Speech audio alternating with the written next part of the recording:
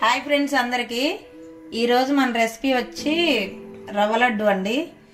ఇదిగో ఈ ప్రాసెస్ లో చేసుకుంటే అయితే లడ్డు చాలా బాగుంటదండి. ఇదిగో చూసారా, ఇంట్లో పిల్లలు గాని పెద్దలు గాని చాలా ఇష్టంగా తింటారు. మా ఇంట్లో మా పిల్లలకైతే చాలా ఇష్టం అండి లడ్డు. మీరు కూడా చేసుకోండి. ఇప్పుడు ప్రాసెస్ చూద్దాము. రవ్వ లడ్డూలకు కావలసిన పదార్థాలు: బొంబాయి రవ్వ, పచ్చి కొబ్బరి తురుము, పంచదార, కొంచెం జీడిపప్పులు, కొంచెం నెయ్యి, ఒక గ్లాస్ పాలు, 3 యాలకులు.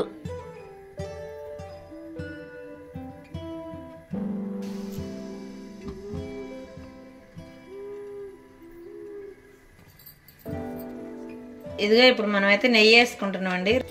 ఇదిగో ఇప్పుడు ముందు అయితే జీడిపప్పులు వేసి తీసుకున్నామండి. మనం తర్వాత రవ్వ వేయించుకుందాం. నేను ఇలా జీడిపప్పులు ముక్కలు ముక్కలుగా తుంపుకున్నాను. కొంచెం కలర్ వచ్చేదాకా వేయించుకోవాలి. ఇవైతే అయితే వేగిపోయినాయండి. మనకి ఇలాగా కలర్ గోల్డ్ కలర్ వచ్చేంత వరకు వేపుకోవాలి.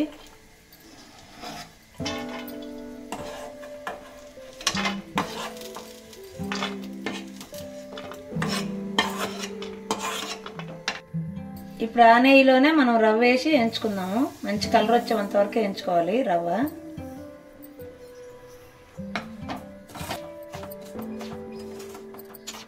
ఇదిగో నేనైతే రవ్వ వేయించుతున్నానండి.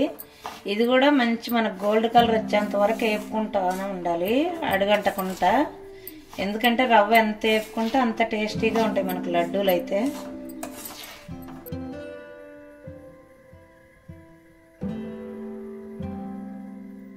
ఈ కలర్ వచ్చేదాకా వేపుకోవాలి రవ్వ అయితే. ఇదిగో ఇంత కలర్ వస్తే బాగుంటుంది రవ్వ. అయితే ప్లేట్లోకి తీసేసుకుందాం.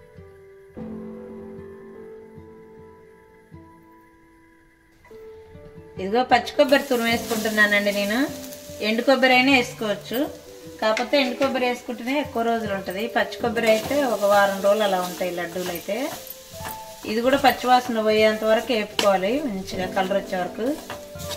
ఇదిగో నేనైతే మిక్సీ పట్టుకున్నాను ఇది కొబ్బరి కచ్చపచ్చగా. ఎందుకంటే మనం లడ్డూలు తింటుంటే కూడా అక్కడక్కడ పలుకులుగా తగులుతుంటే బాగుంటుంది కదా కొబ్బరి. అందుకని చెప్పి తురమకుండా మిక్సీ పట్టేసాను. కొబ్బరి కూడా మనకు అడుగంటిపోయిద్దండి, అందుకని చెప్పి కలుపుకుంటూనే ఉండాలి. ఇదిగో అడుగంటకుండా కలుపుకుంటూనే ఉండాలి. కొంచెం బ్రౌన్ కలర్ వస్తే సరిపోద్ది మనకి.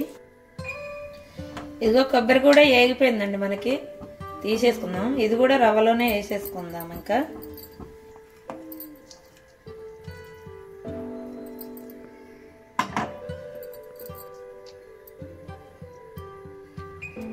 ఇదిగో ఇప్పుడు దీంట్లోనే పంచదార కూడా కలిపేసుకుందాం మనం.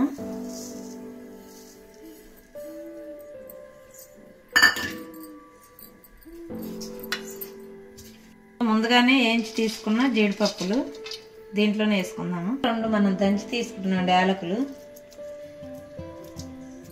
ఇప్పుడు మొత్తం కలిపేసుకుందాం. ఇదైతే మొత్తం కలిసేలాగా బాగా కలుపుకోవాలి.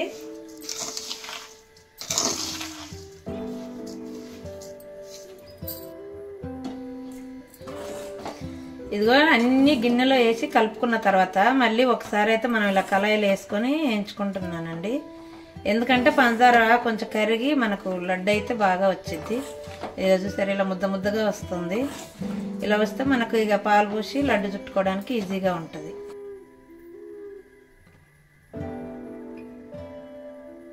ఇదంతా మళ్ళీ గిన్నెలోకి తీసుకుంటున్నామండి. ఇంకా లడ్డూలు చుట్టుకోవడమే.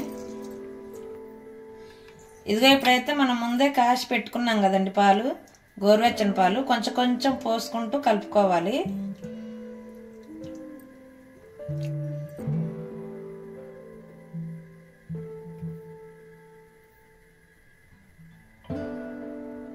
చూసుకుంటూ పోసుకోండి, లేదంటే మళ్ళీ మనకి లడ్డు అవ్వదు, పలసగా అయిపోద్ది. ఒకవేళ సరిపోకపోయినా మళ్ళీ పోసుకోవచ్చు పాలు.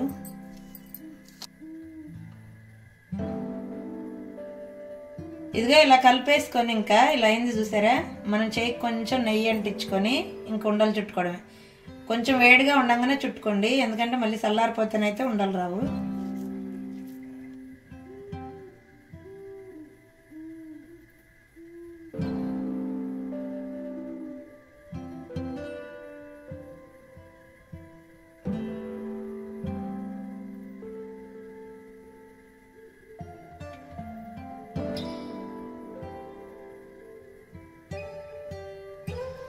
ఇదిగో మనమైతే జీడిపప్పులు చిన్న చిన్న ముక్కలుగా చేసేసుకున్నాం కదండి. అలాగే పచ్చి కొబ్బరి కూడా మనం మెత్తగా పట్టుకోలేదు మిక్సీకి. మనం ఈ లడ్డు తింటుంటే అక్కడక్కడ జీడిపప్పులు పచ్చి కొబ్బరి తగులుతా అసలు చాలా బాగుంటుంది టేస్ట్. మీరు ఎవరైనా ట్రై చేసి ఉంటే కనుక నాకు కామెంట్ చేయండి ఒకసారి. ఇదిగో లడ్డూలు చుట్టుకోవడం అయితే అయిపోయిందండి మనకు. ఇంకా ఇంతే, ఈజీ ప్రాసెస్ అండి. ఎంత చేయడం రానోళ్ళైనా చేసుకోవచ్చు. ఇలా చుట్టుకున్న తర్వాత ఒక 10 నిమిషాలు చల్లారిన తర్వాత ఒక డబ్బాలో పెట్టి ఫ్రిడ్జ్లో పెట్టేసుకోవచ్చు ఇంకా మనం అయితే.